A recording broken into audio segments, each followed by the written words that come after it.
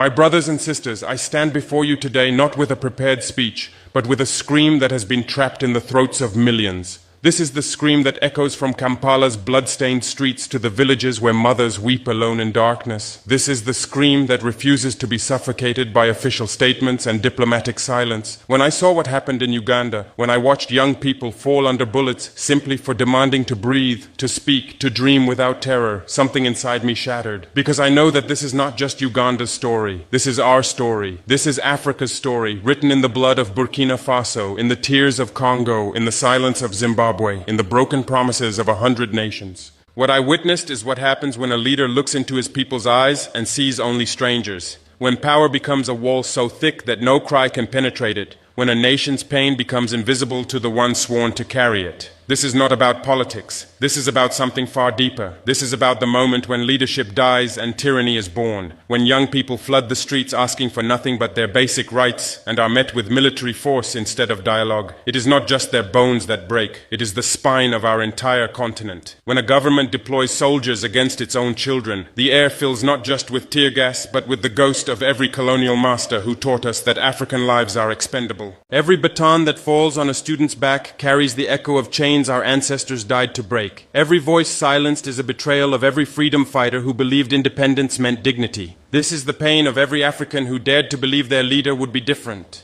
And yet, here we are in 2024, still fighting the same battles our grandparents thought they had won. I am young. Many say too young to speak with such authority, but age is not measured in years when your soul has walked through fire. I came to power not through lineage or military cunning alone, but through a promise whispered in the hearts of a generation that refused to die in silence. I represent something dangerous to old systems, the possibility that a leader can still feel, that a president can still bleed when his people bleed, that power does not have to turn a human being into stone. When I speak, you do not hear rehearsed political scripts written by advisors who have never missed a meal. You hear the raw voice of a man who knows what it means to watch your country suffocate under corruption, to see your sisters lack medicine in hospitals that should be healing them, to bury friends who died from preventable diseases because the national budget was devoured by men in expensive suits who travel in convoys while children walk barefoot to schools without roofs. I have seen what happens when a government forgets that its first duty is to its people. I have watched mothers choose which child gets to eat because there is not enough food for all. I have seen young people with university degrees selling phone credit on street corners because the economy has been hollowed out by corruption. I have witnessed the quiet desperation in the eyes of farmers who work from sunrise to sunset but cannot afford to send their children to school. I am the embodiment of Africa's refusal to accept that leadership must always become betrayal. I am living proof that the son can choose a different path than the father, that we do not have to repeat the same cycles of hope and disappointment, revolution and oppression, liberation and tyranny. This is why my words to Museveni cut so deep, because they came from profound recognition, from a place of knowing exactly what happens when power corrupts a once noble heart. I looked at Uganda and saw Burkina Faso.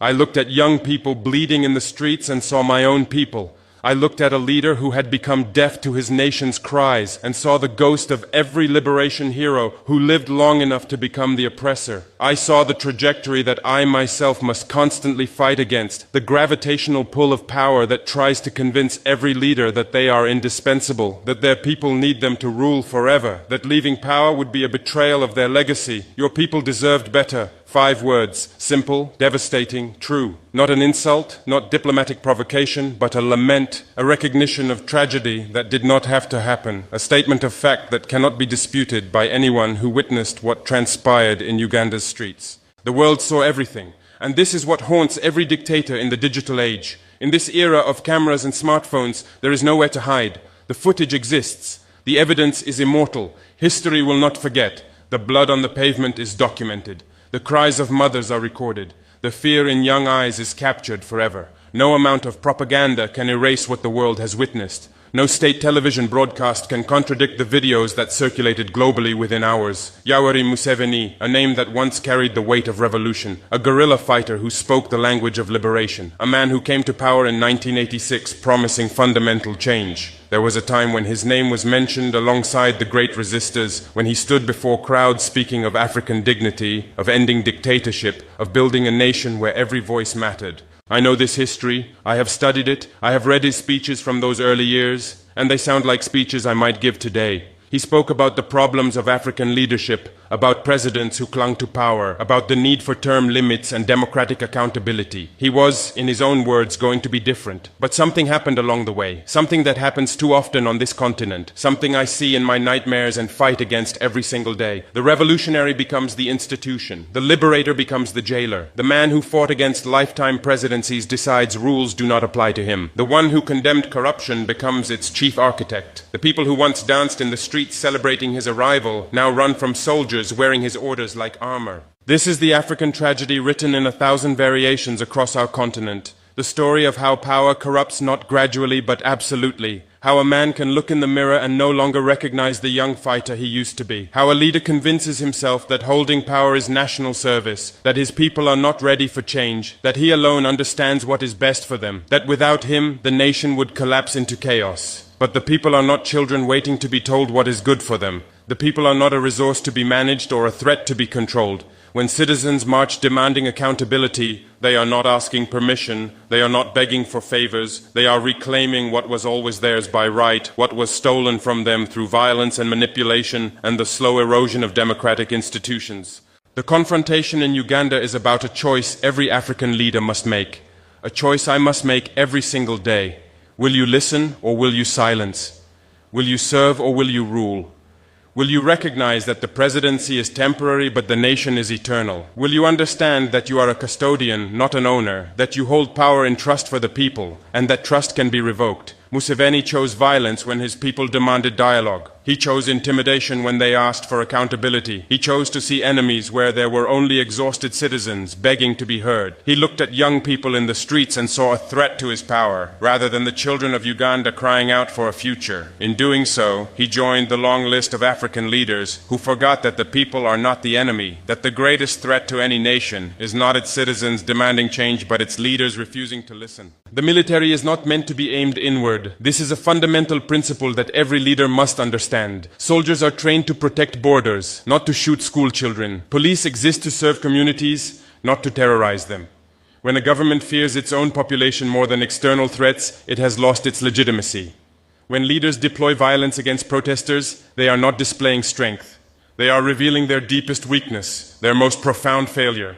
They admit they have run out of arguments, cannot defend their record, have nothing left to offer but fear. This moment transcends Uganda. This is a mirror held up to every African capital where leaders have overstayed their welcome. This is about every country where elections are theatrical performances with predetermined outcomes, where the results are known before the first vote is cast. This is about every nation where youth unemployment is a national emergency but the president's convoy has 50 cars. Every place where hospitals lack basic supplies but government officials fly to Europe for medical treatment. Every capital where schools are crumbling but ministers send their children to private academies abroad. This is about the silent agreement between old men in power who protect each other's thrones while their nations crumble beneath them. The unspoken pact that says we will not criticize each other, we will not hold each other accountable, we will maintain the facade of African unity even as we individually betray everything our independence movement stood for. The anger you see in Uganda is the same anger simmering in Tanzania, in Rwanda, in Zimbabwe,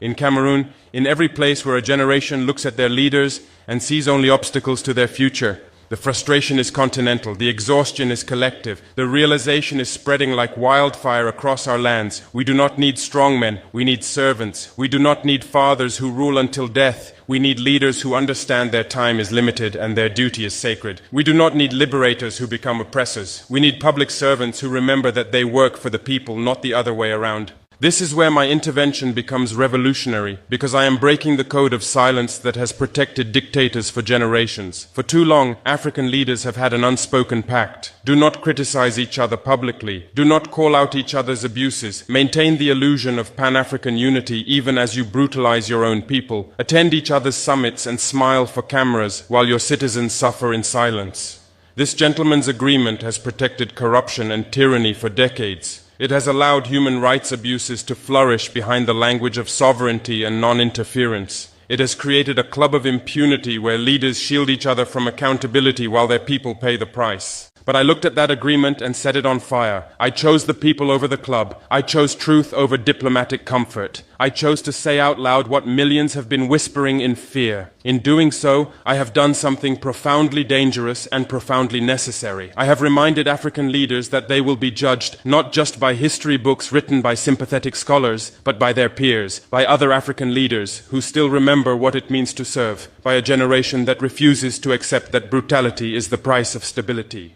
When I say your people deserved better, I am speaking to Museveni, yes, but I am also speaking to every African leader who has lost their way, to those who have confused longevity with legacy, who think that staying in power for decades is an achievement rather than a failure of democratic institutions, to presidents who measure success by how long they remain in office rather than by how much they transform their nations, by the size of their palaces rather than the quality of their people's lives, to those who have built monuments to themselves while their people live in shacks without clean water or electricity, to leaders who have forgotten that power is a loan from the people, not an inheritance to be passed to their children like a family business. And when I say the world saw everything, I am issuing a warning that the age of impunity is ending. Technology has fundamentally changed the game. Massacres cannot be hidden anymore. Lies cannot be sustained in the face of video evidence. The international community may be slow, may be hypocritical, may be selective in its outrage, but the evidence remains. The videos exist.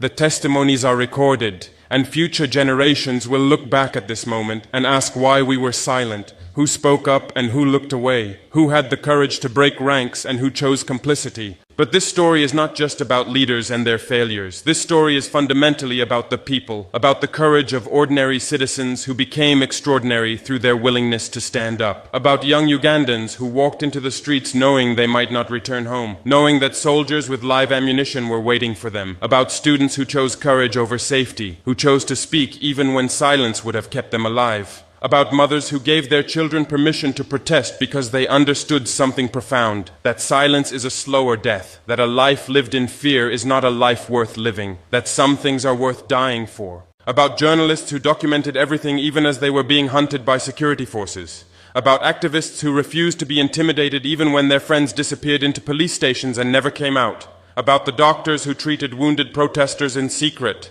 about the lawyers who defended arrested activists, knowing they too could be targeted, about the musicians who wrote songs of resistance, about the teachers who taught their students that challenging injustice is the highest form of patriotism. These are the true heroes of this story. They did not have military training or political power. They did not have wealth or connections to protect them. They did not have diplomatic immunity or international platforms. All they had was a belief that they deserved better, that their country deserved better, that Africa deserved better. And that belief was enough to make them move, powerful enough to make them risk everything, strong enough to challenge a system that seemed invincible. People of Uganda, hear me clearly. You did not fail. The system failed you, your leaders failed you, but you yourselves showed up. You carried your pain into the public square and refused to pretend everything was fine. You broke the silence that tyrants depend on for their survival. You made your suffering visible. You forced the world to pay attention, to witness, to take sides. You reminded everyone watching that Africans are not passive victims waiting to be saved by foreign intervention.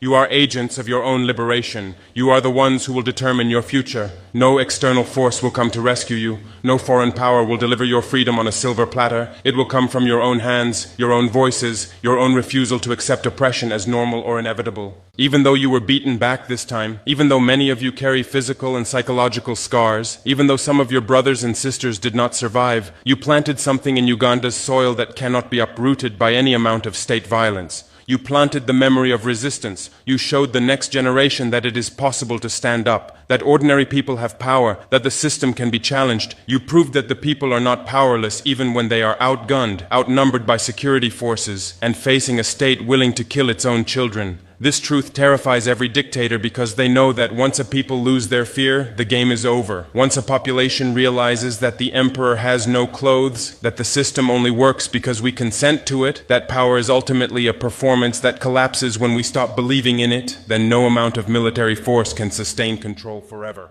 You can arrest protesters. You can shut down the internet. You can ban gatherings and declare states of emergency. You can fill your prisons with activists and journalists. But you cannot arrest an idea whose time has come. You cannot imprison a dream that lives in millions of hearts. You cannot kill the hunger for dignity that is embedded in human DNA. You cannot shoot dead the aspiration for freedom that defines what it means to be human. This is why Museveni's violence, even if it achieves temporary silence, has already lost the long war. Because he has shown his people who he truly is. He has removed the mask. He has revealed that he values his position more than their lives, that he would rather kill Ugandans than listen to them, that power matters more to him than the people he swore to serve, and that revelation cannot be reversed. Trust broken at this scale cannot be repaired by speeches or promises or cosmetic reforms. To Museveni directly I say this: you had a choice. At every step of this crisis, you had a choice.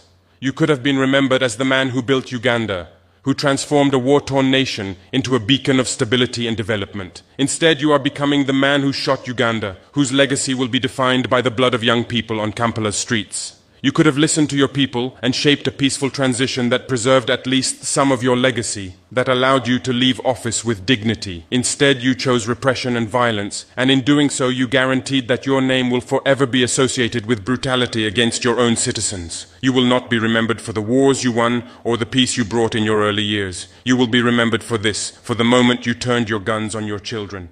The world saw everything. History is watching. And you cannot edit the footage that has already gone viral. You cannot rewrite the testimonies that have been recorded. You cannot silence the mothers whose children will never come home. Your legacy is being written in blood, and no amount of propaganda, no number of state-controlled newspapers or television broadcasts can wash it clean. But this is not the end of the story. This is not the final chapter of Uganda or of Africa. This is the middle, the moment of maximum tension before the breakthrough. This is the darkness before the dawn. Across our continent, something is stirring. It does not yet have a name or a single manifesto. It is not yet a unified movement with headquarters and official spokespeople, but it is real and it is growing. It is the sound of a generation refusing to inherit their parents' fear. It is young people choosing solidarity over tribalism, choosing Pan-African unity over the divisions that have been used to control us. It is the moment of recognition when a Burkinabe leader speaks truth to a Ugandan dictator, and people across the continent say yes, finally someone said it, finally someone broke the silence. It is activists sharing strategies across borders, learning from each other's successes and failures. It is artists using music and film and poetry to tell stories that politicians want buried forever.